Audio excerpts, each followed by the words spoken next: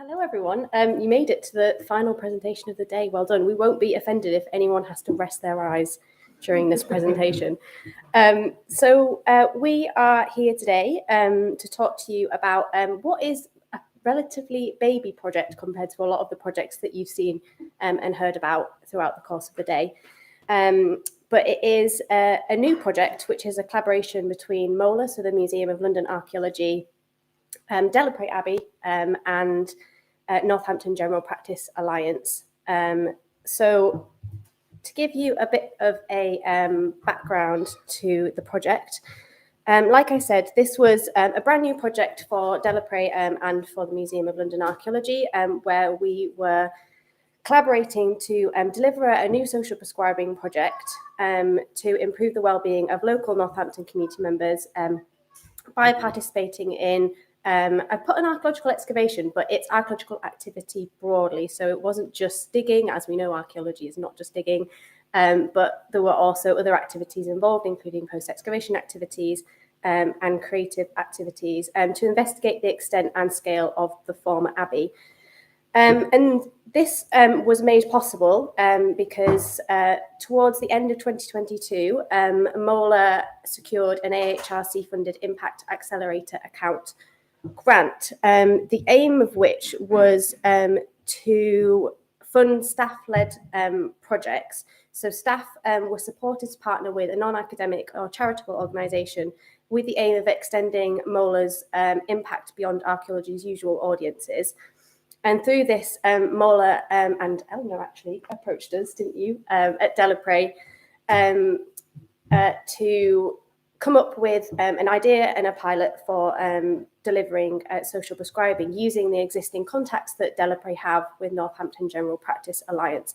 Don't know if you want to say anything about the context for Delapre in terms of setting up the project and where you were with Delapre Wellbeing at the time. We're really spoilt because one of our trustees is a GP. So anywhere else over this would have been much harder to get going. But we were lucky that we were already in a position where we had a strong relationship with social prescribers. We'd had funding. And David, our trustee, at that time was the chair of the General Practice Alliance. So, the group bringing all the local GPs together. So we'd already done a more general kind of green prescribing project at Delapre. But we were looking to do something that built on the actual heritage of the site and sort of engage people with that. And yeah, the funding came. I spotted the funding. I was like, oh, very nice. I think that point that Delapre had that existing partnership with the General Practice Alliance is actually really crucial and is something we'll touch on throughout the partnership, because I think it enabled quite a few opportunities, but I think also challenges at the same time. So that's a bit about the project background. In terms of the proposed outcomes that were in the bid, the first one of those was improved wellbeing for participants. That was the main aim of the project. And if our evaluation showed at the end that we hadn't achieved that, then we knew we were doing something very wrong. To strengthen the existing partnership between Delapre and MOLA, and also develop the new partnership between MOLA and the General Practice Alliance. To provide an opportunity for Northampton's communities to be involved in archaeology. So this was specifically aimed at people who never had a chance to take part in archaeology before, who were being referred through social prescribing link workers and met all of those requirements for social prescribing. So low to moderate mental health needs, chronic illness and other things. And increased knowledge about the history of Delapre Abbey for the Trust, which Eleanor will go into a bit later. Upskilling MOLA staff in delivering wellbeing-led activities, because I think importantly this is the first social prescribing and wellbeing-led programme being delivered out of MOLA's Northampton office. And quite a few of the MOLA London staff had experience of delivering wellbeing programmes with archaeology and heritage, but that was something that the staff team at MOLA Northampton in particular had identified as a kind of knowledge and experience gap. So it was bridging that gap, I suppose, between the two separate offices within the one organisation as well. And then providing a new addition to Northampton's social prescribing offer for General Practice Alliance. So I can't go into too much detail about the development process for the project because I would literally be here all evening, and I'm sure you all want to get away and have something to eat and actually relax and rest your minds at this point.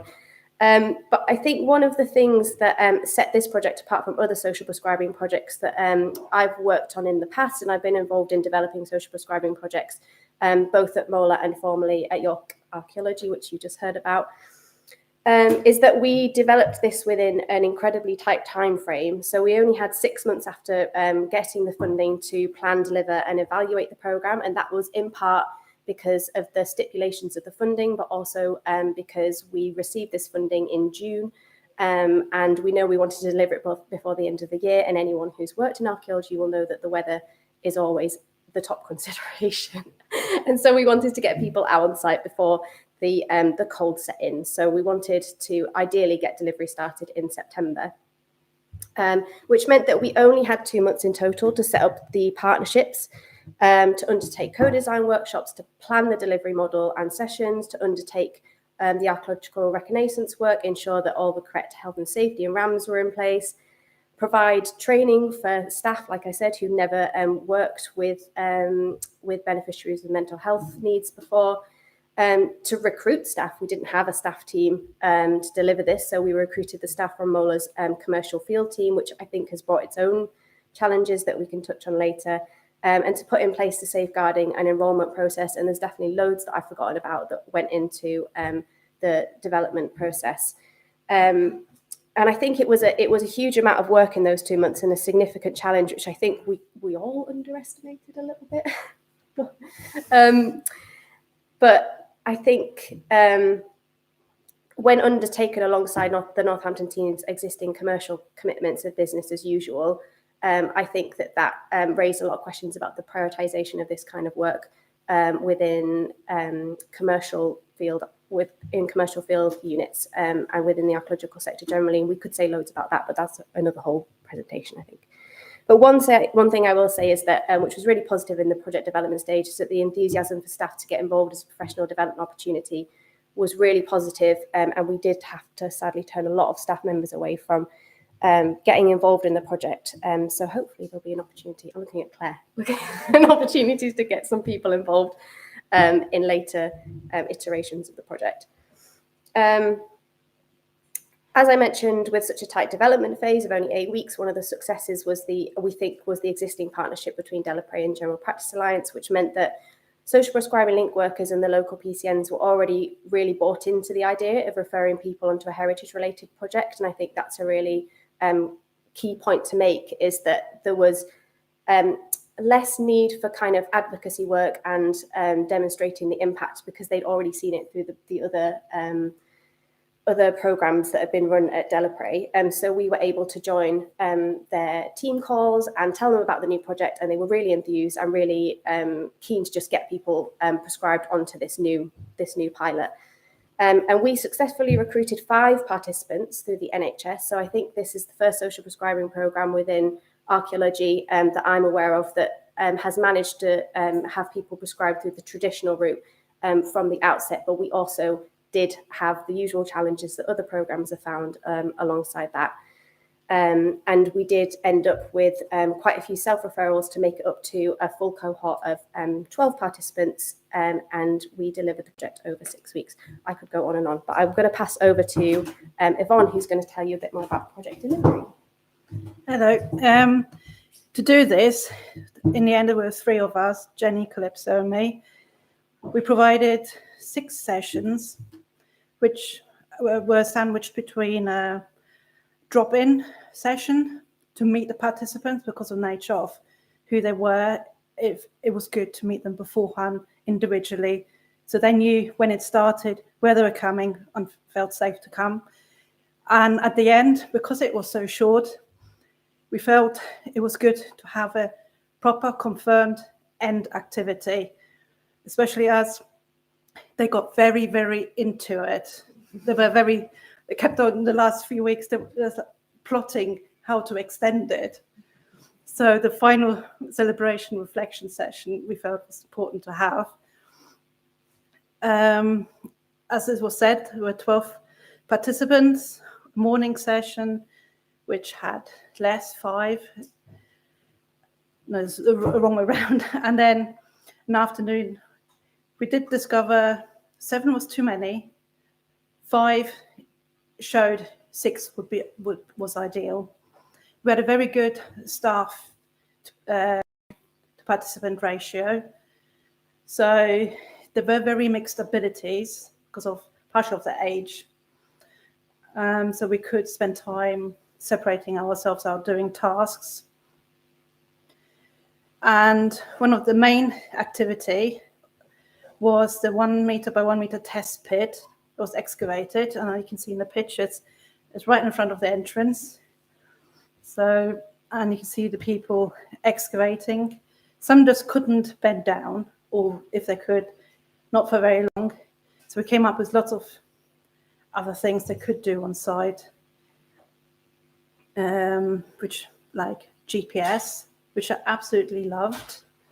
Even older technology, like the old-fashioned dumpy level, was very much appreciated for survey illustrations. You can see with drawing, and just a simple thing as people writing the contact sheets or even labeling the finds, taking charge of finds. Somebody finds it, they take charge of properly putting it in the finds bag, which is very important. So the sessions we delivered started off very much of an introduction, paperwork, and a very good tour by one of the participants. We wanted to give them a broader taste of archaeology as possible. So 2 of us are specialists, and we brought another specialist in who the participants absolutely adored, and it's quite good, interesting. One important aspect was we were allowed to get the old archive, the old finds, because over the years there's been so many interventions with all the work that's been going on here. So you had everything from the Romans up to medieval animal bones and everything. So we tried to revolve a lot of our identification sessions around what's actually been found here, where we could. The second picture, you can see one of the Roman pots that actually was found here. So luckily we were allowed to have that. It helped with other things like the introductions and session in November. So another session that what they appreciated and really liked were maps and drawings of this place, to see what this now and what was. It was very much appreciated. Once we started finding things, as you can see, we started the finds washing process, which allowed them to look much into what they've seen. And also to make it broad, we did have some craft activities, like making pottery, using air-dried clay, illustrating of finds, which was a bit mixed. But one thing was noticeable.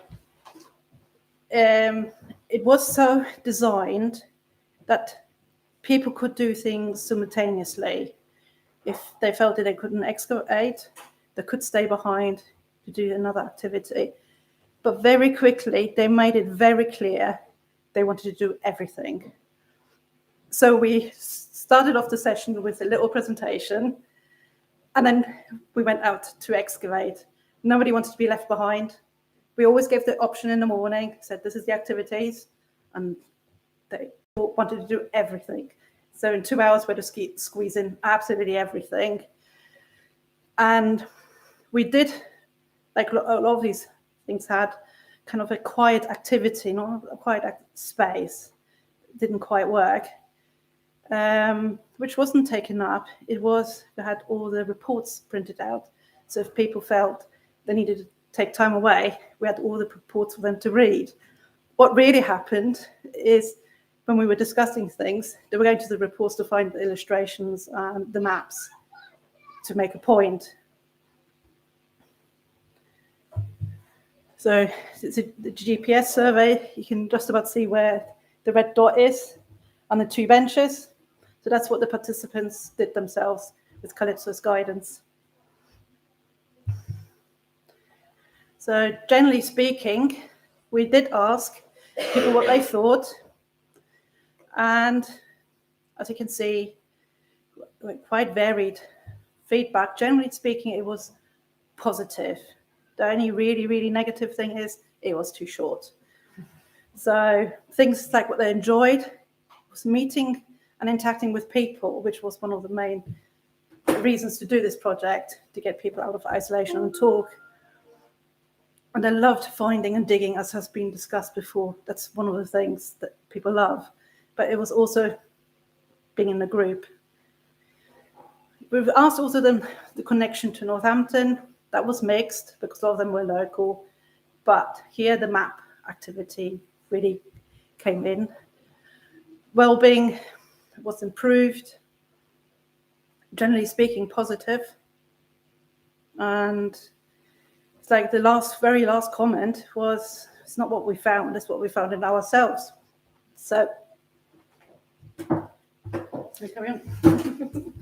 I'm conscious that we are running out of time, so I'm very quickly going to run through this, but we were just going to cover the outcomes for the two, well, MOLA and DAP, so 2 of the main partner organisations, because that was a key focus of the grant, in that it was a partnership grant. So one of the main aims was the kind of strengthening and the developing of the partnership, and the kind of outcomes for the individual organisations were kind of designed into the project, I guess, from the outset. So what we found for MOLA, as some of the key outcomes, is that the Northampton's research and engagement team found that they were able to develop their skills and experience in delivering wellbeing programmes and hopefully feel more confident delivering wellbeing programmes.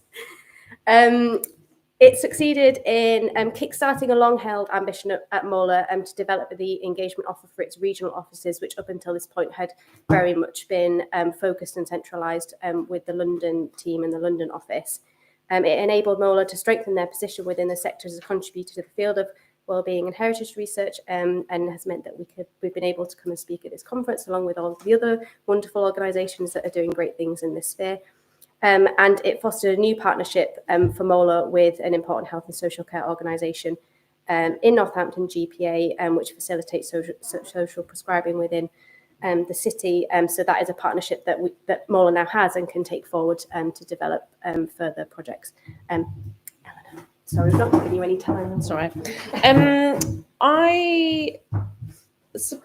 I think for us as the organisation, sort of hosting the dig or going after, something that we had aspired to do for a long time. It's actually one of the trustees asked me in my interview how I was going to get an archaeology dig happening here at Delapre, because other than the restoration project, there had never been a dig for a dig's sake here.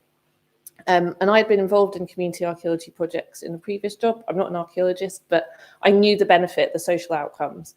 So when I saw the funding, I think it's Claire, I did emails like, oh, there's funding, Claire, can we do something together? It's just a really exciting opportunity. And the thing is, I knew that the outcomes would be strong. That wasn't the question. That's why I wanted to do the partnership. But the thing that we really wanted an organisation was to get archaeology happening here and to find things. So actually, this, for me, as the host sort of site, it's sort of the wrong way round, that we knew that would all be strong. That was sort of expected, and it was. And we were so lucky with MOLA because they put together a brilliant programme. It was just a great project. But what we wanted to get out of it was just like learning more about our site, actually. In previous, so we chose a particular spot out the front. It was recommended by the Finds Liaison Officer for the county, because she said, well, lots of people over 900 years will have walked over that. So even if you're near the top, hopefully you'll find a button or something that'll be exciting for the participants. It's a 1 by 1 metre. We didn't think we'd find that much. I don't think we thought we'd really find anything much at all. We weren't going to go down very far. But what we did find were 2 game-changing pieces of pottery for us as an organisation. On the left there's a bit of roof tile. We now know that the roof was green. That's just super exciting for us, and we can tell the public about it. And the middle bit is a floor tile. We don't actually have a piece of floor tile on display at the moment that I begged the museum when they took it off display if we could have it for 3 years. So we've got it for 3 years, but now we can have this bit forever on display. I have to do a deal with Ben to send it to the archive, and then we can borrow it back again. Yeah, so our plan is to put these 2 items on display, and it will really help us kind of, because it's really, when you look around, you're like, Cluniac Abbey, what? There's nothing here. But now we have tangible things to kind of show the design that was here, how rich it was. So that's really exciting for us. And then, as we put here, the peer-to-peer learning and the community drop-in, again, it was actually a lot about just relationship building. The same for the participants. It's all about that sort of social interaction. I stood next to Claire for 2 hours on a cold Sunday, and we got to speak to 80 people from the public who were really interested, and it gave us a sense of actually there's a real demand in our community for more of this. But I also got Claire telling me all about the things that we were looking at, and I suddenly understood so much more about what I was looking at, because I did not recognise that roof tile as a roof tile.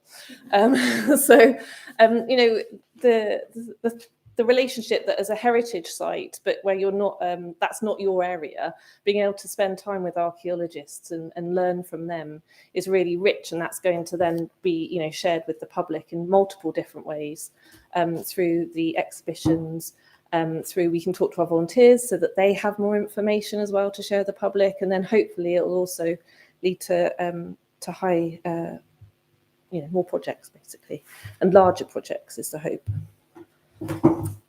We're very behind time. I knew this would happen. So just the kind of last point, I guess, is the key takeaways, and what did we learn from doing this pilot specifically? Because I think we were conscious of sharing something with you that you might not have heard in other presentations. And some of the kind of key learning points were we definitely needed a longer lead-in time to develop the project, and that would have been more beneficial, I think, for us to recruiting participants, because we did find that we maybe didn't have enough time to give the social prescribing link workers effectively to explain what the project was to their clients and get people referred through that. So that's something we can definitely build on.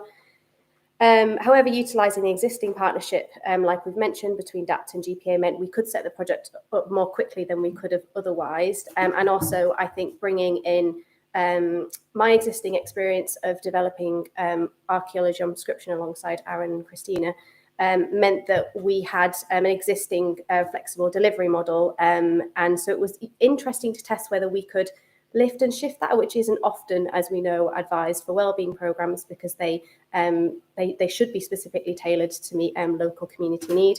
But we did find that was a really good place to start from, in that the fundamental idea behind that model of just offering different activities is that it is accessible and it is inclusive for anyone who can come on to the project. I think interestingly with this project, there's a point around delivering grant-funded wellbeing-led programs alongside commercial work and using a team who is embedded within a commercial field unit. And there's a particular challenge there around legacy and resource, and being able to upskill staff and allow them to spend time on developing this as an additional offer alongside the commercial work. That probably is a whole other presentation, like I said, and maybe an interesting point to talk about elsewhere. But like Eleanor said, the main takeaway I think for all of us was that we just want to do more, and we want to carry this project on. And this has been a kind of tiny start, and we want to be able to develop it and get more people involved from Northampton's communities. So, sorry we went over, Desi. Forgive us.